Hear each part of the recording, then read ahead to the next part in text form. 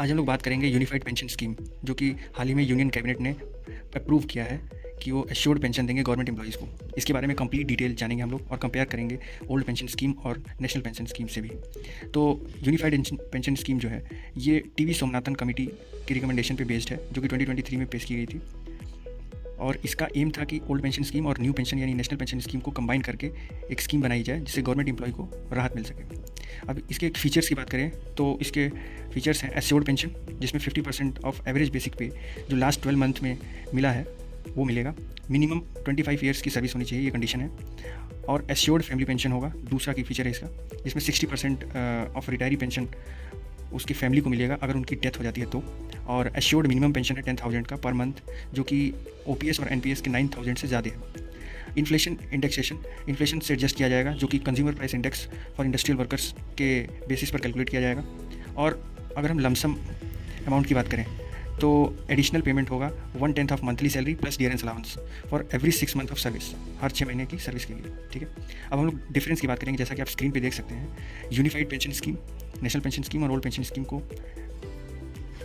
ये कब कब लॉन्च हुए, इफेक्टिव डेट जैसे यूनिफाइड पेंशन स्कीम 1 अप्रैल 2025 से लागू होगा, नेशनल पेंशन स्कीम 1 जनवरी 2004 से लागू होगा, ओल्ड पेंशन स्कीम जिसको रिप्लेस किया जा चुका है वो 2004 से पहले के लिए है। ठीक, अब पेंशन टाइप की बात करें तो तीनों अलग अलग हैं। एश्योर्ड पेंशन यूपीएस है, national pension scheme market link returns है और ओपीएस एश्योर्ड पेंशन है। और पेंशन कैलकुलेशन की बात करें तो यूपीएस में जैसा कि हमने अभी डिस्कस किया 50% ऑफ एवरेज बेसिक पे है, और एनपीएस की बात करें तो मार्केट बेस्ड परफॉर्मेंस पे था, और ओपीएस की बात करें तो वो भी 50% ऑफ लास्ट ड्रॉन सैलरी। और मिनिमम पेंशन की बात करें तो यूपीएस में 10,000 पर मंथ मिलेगा, और एनपीएस में ऐसी कोई गारंटी नहीं थी, नो एश्योर्ड पेंशन, और ओपीएस में 9,000 पर मंथ जो कि मिनिमम पेंशन मिलना ही था। और फैमिली पेंशन की बात करें मतलब गवर्नमेंट एम्प्लॉय की डेथ हो जाती है तो फैमिली पेंशन की बात करें तो 60% ऑफ रिटायरी पेंशन यूपीएस में, एनपीएस में ऐसी कोई गारंटी नहीं थी, 50% ऑफ रिटायरी पेंशन ओपीएस में था। इन्फ्लेशन इंडेक्सेशन की बात करें तो यूपीएस में एआईसीपीआई के बेसिस पे कैलकुलेशन होगा, और एनपीएस में नॉट ये एप्लीकेबल नहीं है, और ओपीएस में ये सेम है एज यूपीएस। और अगर हम फिजिकली फंडेड की बात करें, मतलब इसमें कंट्रीब्यूशन क्या है गवर्नमेंट एम्प्लॉय का, तो जी हाँ यूपीएस में कंट्रीब्यूशन होगा, यही इसका ड्रॉबैक माना जा रहा है। और एनपीएस में भी कंट्रीब्यूशन था और ओपीएस में ऐसा कोई कंट्रीब्यूशन नहीं करना होता था।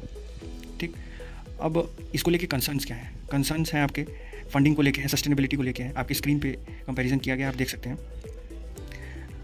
जैसे फंडिंग की अगर हम बात करें तो ओपीएस और एनपीएस में क्या कंसर्न थे जिसको लेकर के गवर्नमेंट को ये यूपीएस लाना पड़ा, आप देख सकते हैं। ओपीएस में अनफंडेड पेंशन लायबिलिटी था, मतलब यहाँ पर गवर्नमेंट एम्प्लॉइज़ को अपनी तरफ से कुछ भी नहीं देना पड़ता था, मतलब गवर्नमेंट सारा फंड प्रोवाइड करेगी, जबकि एनपीएस में ऐसा नहीं था। एनपीएस में 10% ऑफ बेसिक पे एम्प्लॉय को देना पड़ता था। और सस्टेनेबिलिटी की बात करें तो ओपीएस जो है उसको अनसस्टेनेबल है। क्यों? क्योंकि पेंशन लायबिलिटी जो है वो बढ़ती जाएगी टाइम के साथ साथ, जैसे जैसे एम्प्लॉय की लाइफ एक्सपेक्टेंसी बढ़ती जाएगी वैसे वैसे वो बर्डन बढ़ता जाएगा।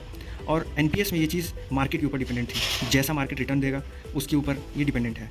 अगर पे आउट स्टेबिलिटी की बात करें तो ओपीएस में फिक्स्ड अमाउंट था ये, कि आपको फिक्स्ड इतना मिलेगा ही मिलेगा। ठीक, और अगर एनपीएस की बात करें तो ये वेरिएबल है, मार्केट के ऊपर टोटली डिपेंडेंट है। और पेंशन कैलकुलेशन की बात करें तो ओपीएस में 50% ऑफ लास्ट ड्रॉन सैलरी है, और एनपीएस में कोई गारंटी नहीं था, वो डिपेंड करेगा मार्केट के परफॉर्मेंस पे। और गवर्नमेंट के फाइनेंस पे इम्पैक्ट पड़ेगा उसके नज़रिए से बात करें तो ओल्ड पेंशन स्कीम में मैसिव पेंशन बर्डन पड़ता है गवर्नमेंट के बजट पे, और गवर्नमेंट को बहुत ज़्यादा खर्चा करना पड़ता है इसके ऊपर।